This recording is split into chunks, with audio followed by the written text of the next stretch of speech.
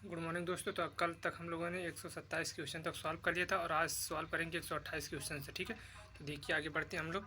मौर्य काल की भारत में सबसे कौन सी गुफाओं का को सबसे प्राचीन जीवित रॉक कट गुफाएं माना जाता है? तो इसका जो ऑप्शन दोस्तों हो जाएगा ऑप्शन नंबर बराबर और नागार्जुनी गुफाएं। ठीक है, बराबर और नागार्जुनी गुफाओं को ही माना जाता है। ठीक है, ऑप्शन नंबर ए सही हो जाएगा। ठीक है, चलिए आगे बढ़ते हैं 129 की तरफ। ठीक है, देख सकते हैं आप यहाँ पर पूरा डिस्क्राइब करके दिया हुआ है। मौर्य साम्राज्य काल से कुछ समय पूर्व लगभग 150 वर्ष पहले चीन में सम्राटों ने विशाल दीवार का निर्माण शुरू कर दिया था। ठीक है, तो कब शुरू किया था? तो 2400। ठीक है, कब शुरू किया था? तो 2400 में शुरू कर दिया था। ठीक है, ऑप्शन नंबर यहाँ पर ऑप्शन नंबर बी सी सही हो जाएगा। ठीक है दोस्तों, ऑप्शन नंबर सी सही हो जाएगा, सी सही हो जाएगा इसका। ठीक है, ऑप्शन नंबर सी। चलिए आगे बढ़ते हैं। ठीक है यार, यहाँ पर देख सकते हैं आगे पुष्यमित्र जो कि अंतिम मौर्य सम्राट बृहद्रथ का सेनापति था, ने राजा की हत्या कर दी और एक नए राजवंश की स्थापना की। निम्नलिखित में से उसका वंश कौन सा था? तो इसका वंश बताना है पुष्यमित्र जी का।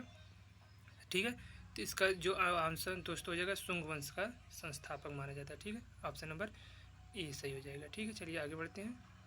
Option number A.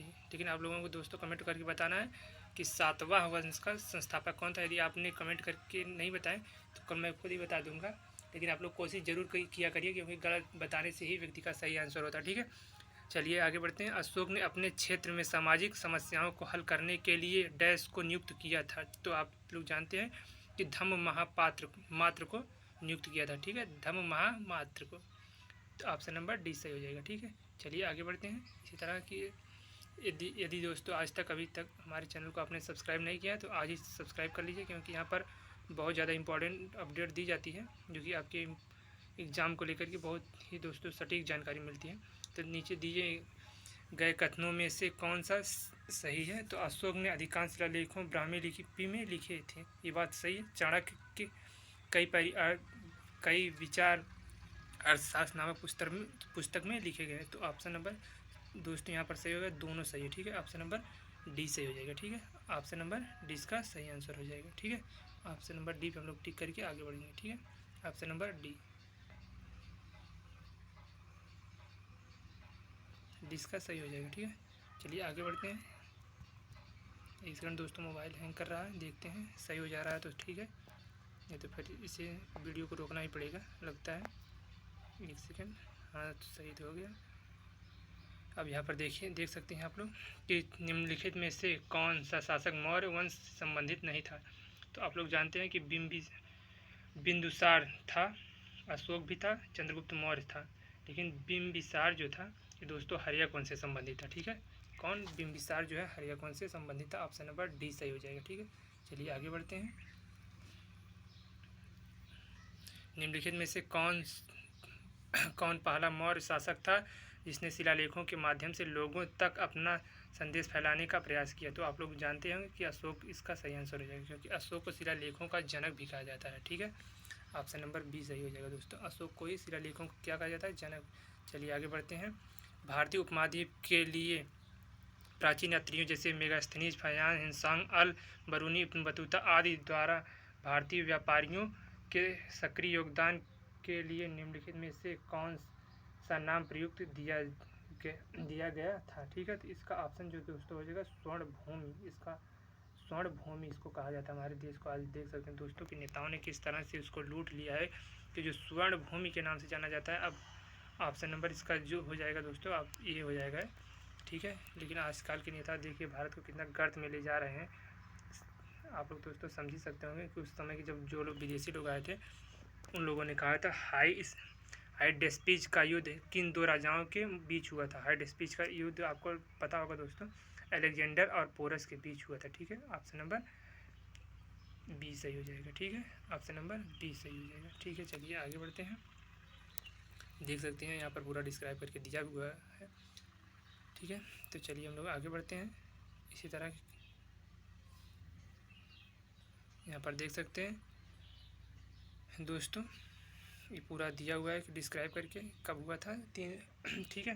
तो अशोक के लघु शिलालेखों में भारत के विभिन्न भागों में पाए जाते हैं। निम्नलिखित में से कौन कर्नाटक में अशोक के लघु शिलालेख का खोज स्थल नहीं है? तो आपको बताने कि कौन सा खोज स्थल नहीं है, तो ऑप्शन नंबर दोस्तों हो जाएगा सी है, क्योंकि रूपनाथ जो है ये नहीं है। ठीक है, ऑप्शन नंबर सी रूपनाथ नहीं है। चलिए आगे बढ़ते हैं इसी तरह की वीडियो में। डैश साम्राज्य में कंटक शोधन नामक एक प्रकार का प्रचलित न्यायालय था। कब किसके समय में था दोस्तों? तो आपको पता होगा कि मौर्य साम्राज्य में था। ठीक है, मौर्य साम्राज्य इसका सही आंसर हो जाएगा, ऑप्शन नंबर बी। ठीक है, चलिए आगे बढ़ते हैं।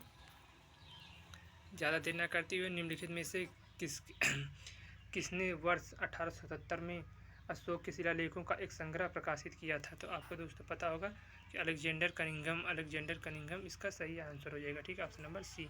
ठीक है, चलिए आगे बढ़ते हैं।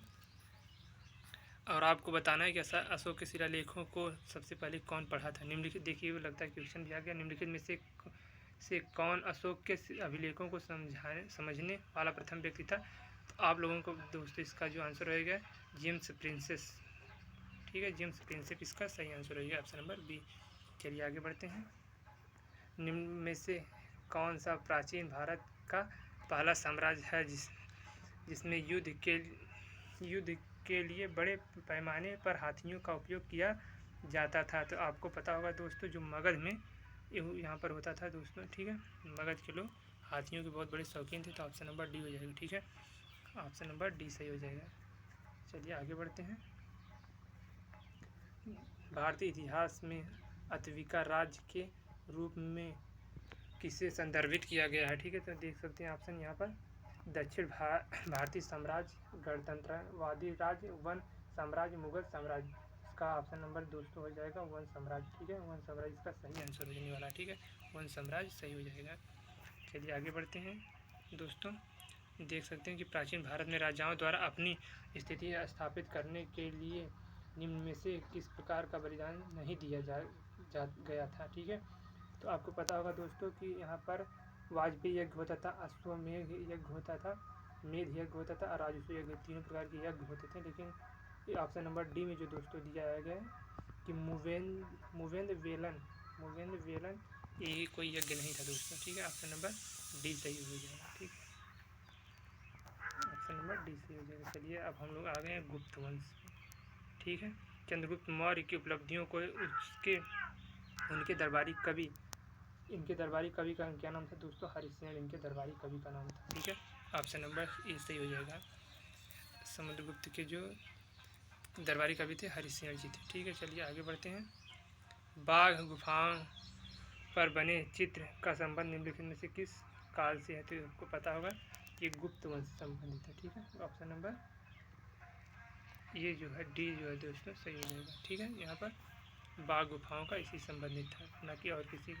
यहाँ पर वाकाटक वंश का सीधा संबंध किस गुप्त सम्राट से था? तो ऑप्शन नंबर देखते हैं दोस्तों, इसका ऑप्शन देखने के बाद ही हम लोग डिसाइड कर पाएंगे।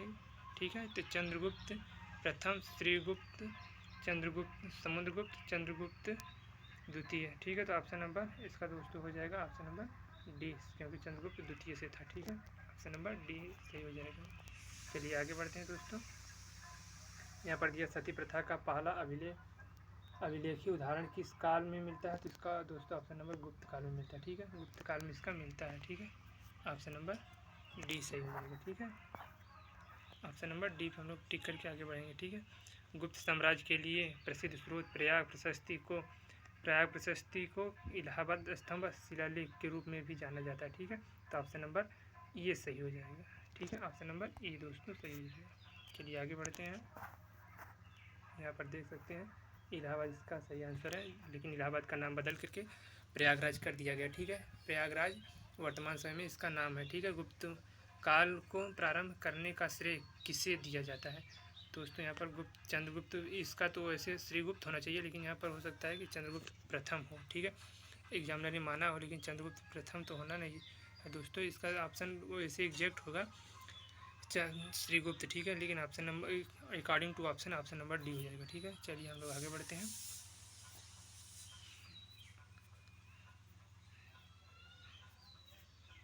एक सेकंड दोस्तों।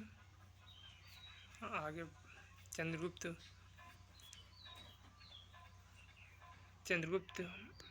गुप्त वंश के पहले शासक थे जिन्होंने क्या किया था दोस्तों, तो इन्होंने क्या महाराज धीराज की उपाधि लिया था। ठीक है, महाराज धीराज की उपाधि लिया था। ठीक है, और महाराज धीराज आपको बताना है कि अशोक की उपाधि का देख सकते हैं, इसका नाम देवानाम प्रिय था। ठीक है, चलिए आगे बढ़ते हैं। इसी तरह की वीडियो पाने के लिए दोस्तों चैनल को सब्सक्राइब करना ना भूलें, क्योंकि बहुत मेहनत लग रहा है। पहले तो बुक को PDF फॉर्मेट में कन्वर्ट करना पड़ा, इसके बाद में तब जाके आपको बता रहा हूँ। ठीक है, निम्नलिखित में से चंद्रगुप्त द्वितीय के दरबार के नवरत्नों में से किसने मंत्र शास्त्र लिखा था, तो आपको बताना है दोस्तों, मंत्र शास्त्र के जो रचयिता थे बेताल भट्ट थे। ठीक है, मंत्र शास्त्र देख सकते हैं कितनी टफ क्वेश्चन दोस्तों वर्तमान समय में पूछा जा रहा है, तो बेताल भट्ट इसका सही आंसर होने वाला है। ठीक है, चलिए आगे बढ़ते हैं। डैश के पुत्र और उत्तराधिकारियों कुमारगुप्त प्रथम का शासनकाल शांति व्यवस्था और सापेक्षिक निष्क्रियता का काल था। ठीक है, ये किसका, चंद्रगुप्त द्वितीय का। ठीक है, चंद्रगुप्त द्वितीय हो जाएगा इसका सही आंसर।